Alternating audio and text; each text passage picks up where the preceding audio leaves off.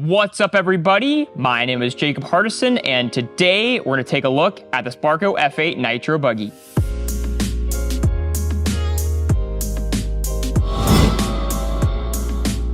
Welcome back, everybody, to, of course, the lovely Driveline RC YouTube channel, where, as you can see in front of me, I have my still dirty Sparko Nitro Buggy, and I'm going to give kind of my initial driving impressions, and then just some things that I've worked through as I've owned the car for the bit of driving that I've gotten to do, and just kind of go over, different things that I've run into throughout my driving experience.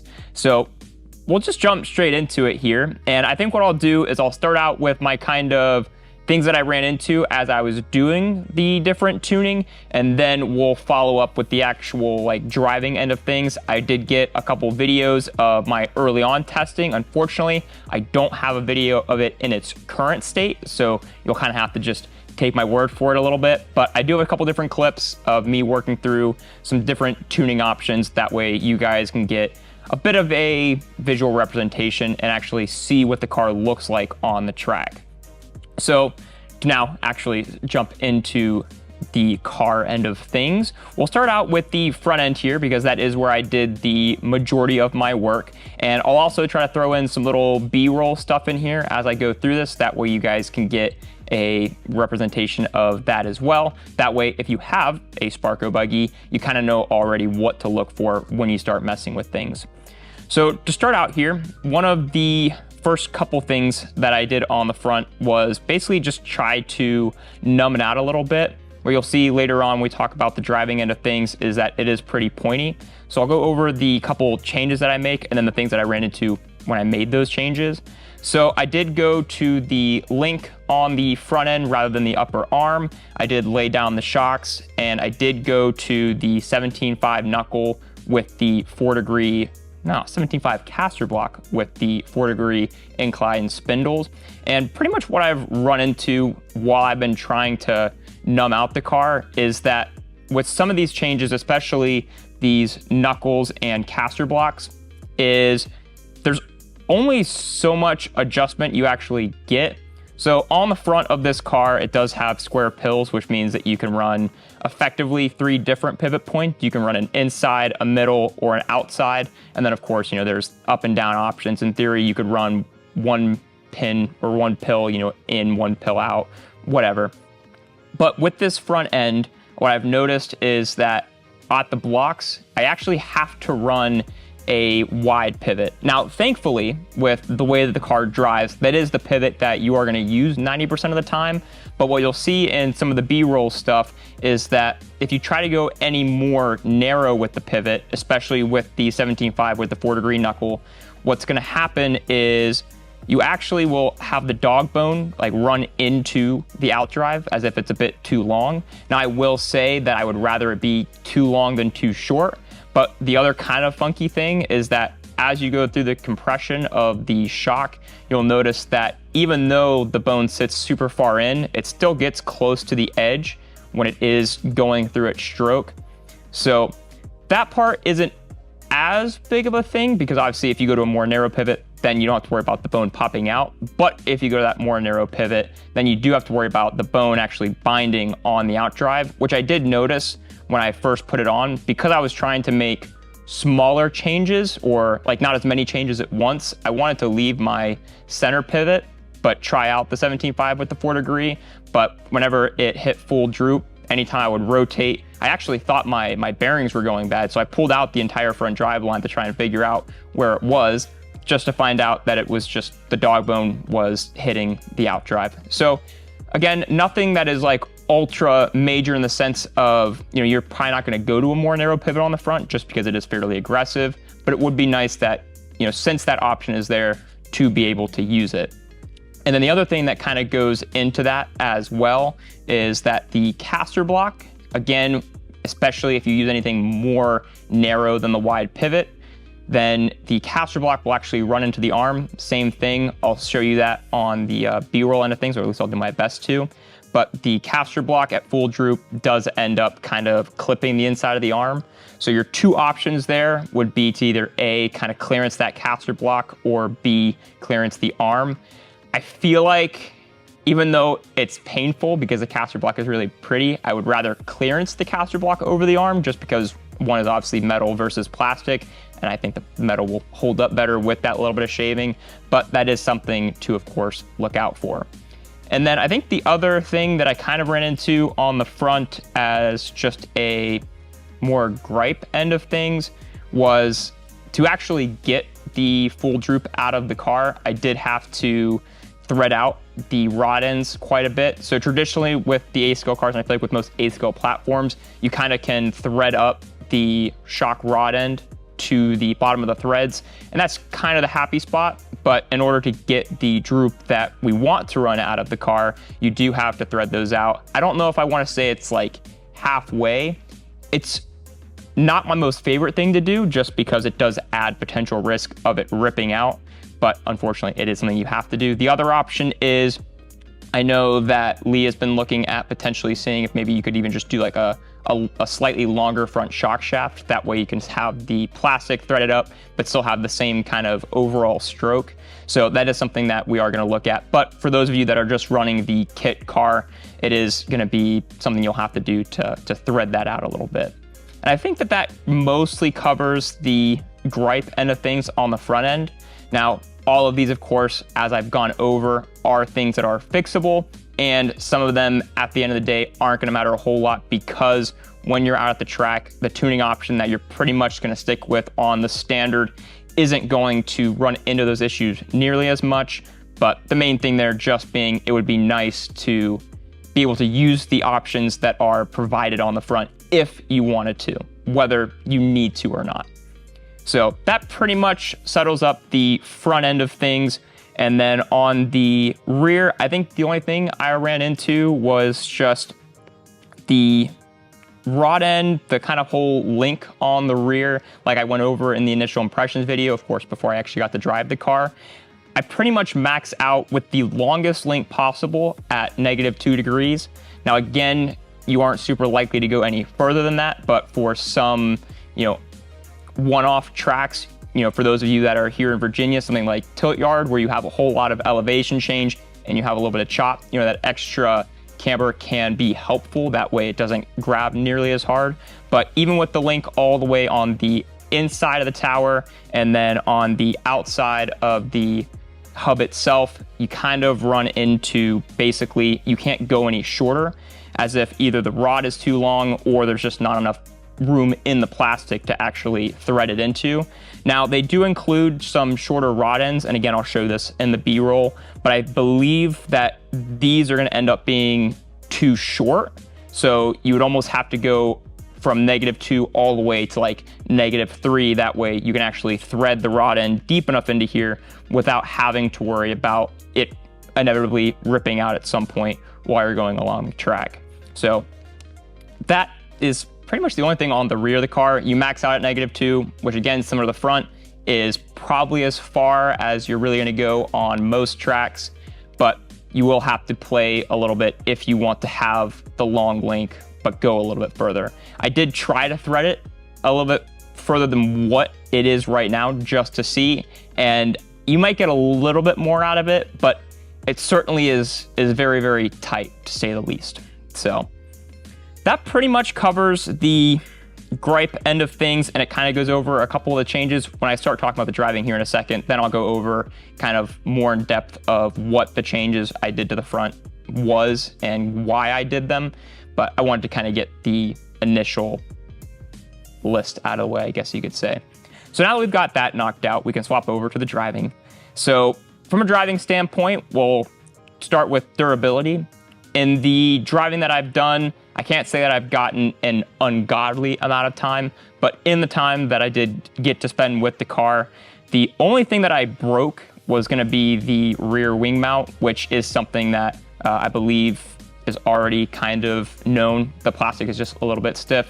But other than that, everything has been very, very solid for me. I did have a little bit of a leaky center diff, but I got that rebuilt and didn't really have any problems since then.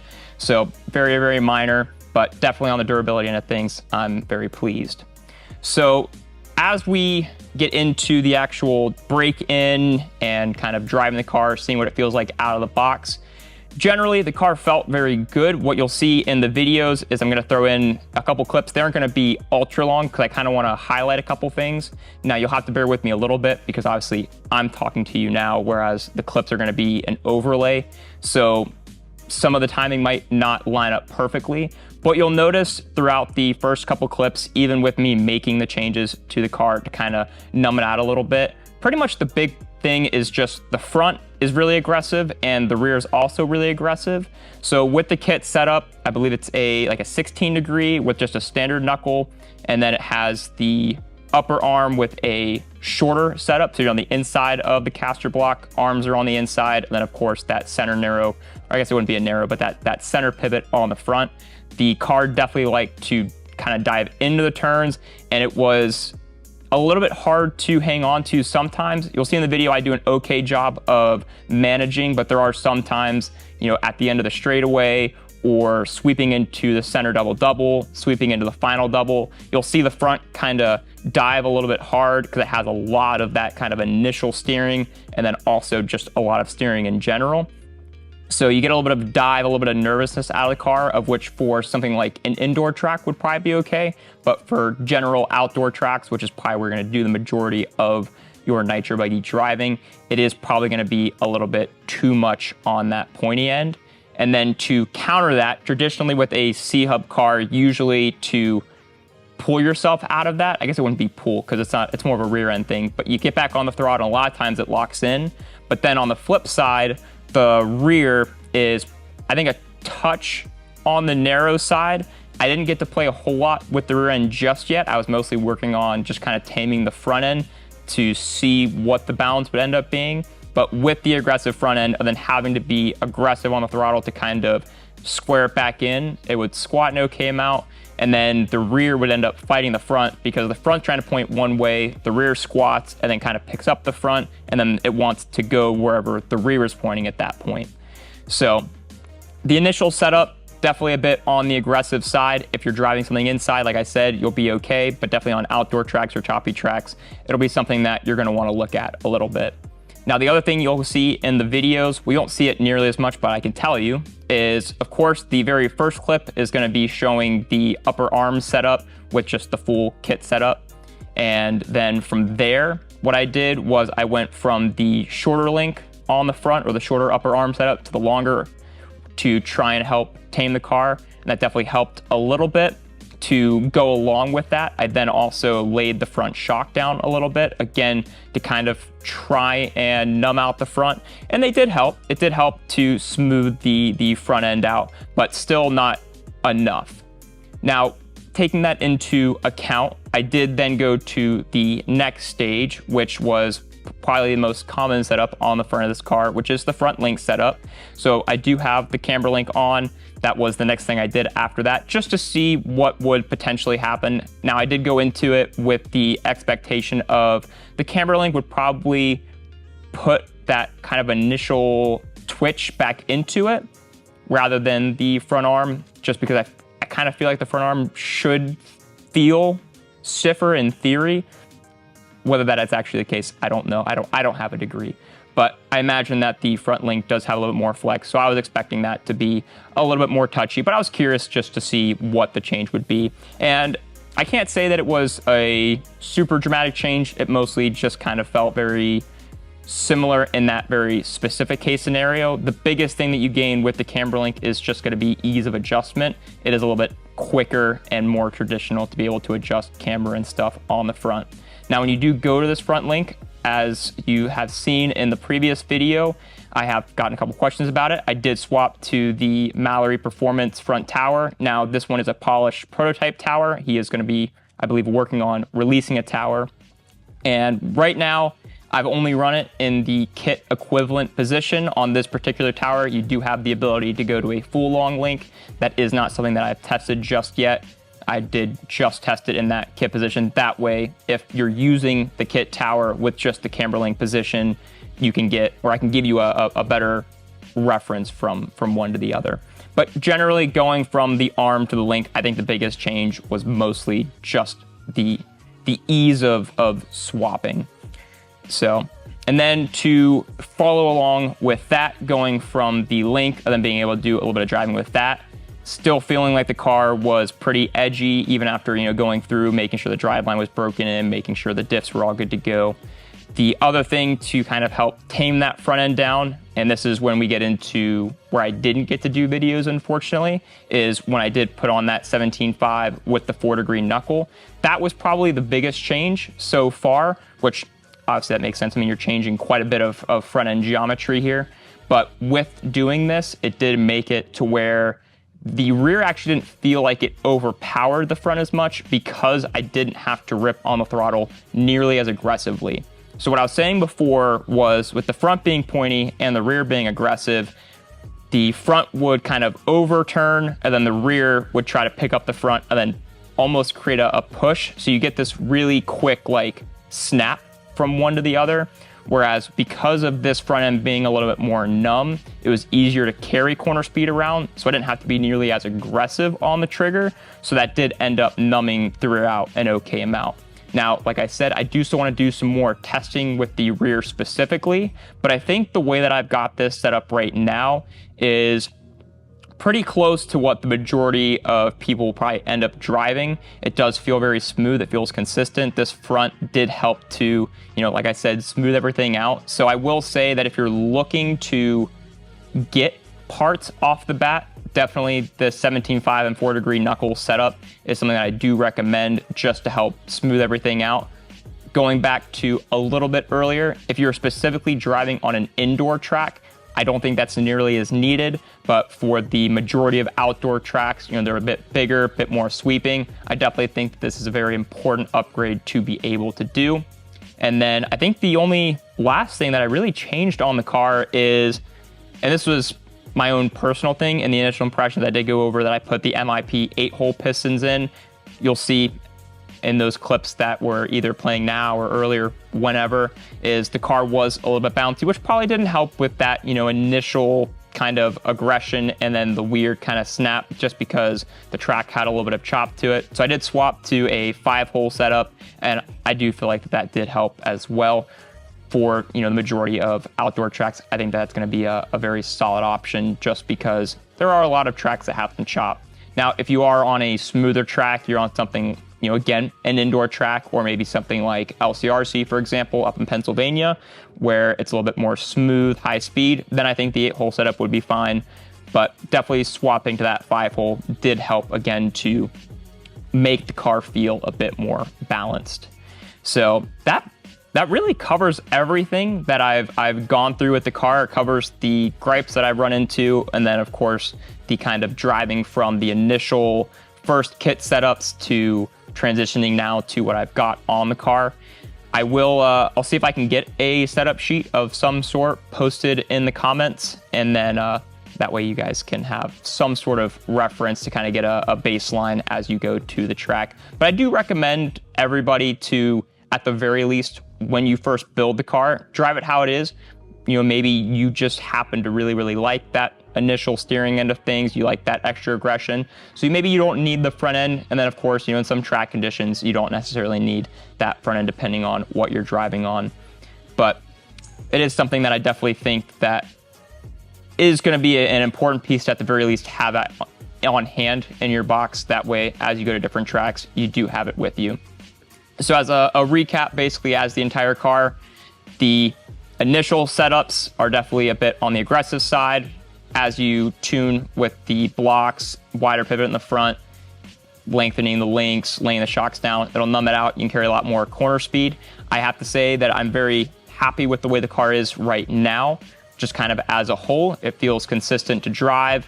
It feels relatively planted. I haven't had any durability issues. The driveline is holding up well. The driving that I did do was definitely pretty long term. Usually I would go out for 2, 3, maybe 4 tanks, depending on how aggressive I was, or how much I wanted to drive, I guess, at that single point. And you would think that with doing all of that really hardcore driving, that all the driveline gets hot, kind of starts to get a little bit more soft per se. So I have to say that it's held up very well. There's not really much flat spot just yet. So I think that driveline wise, you aren't going to have to spend a whole lot of money over and over and over again to keep it in good shape.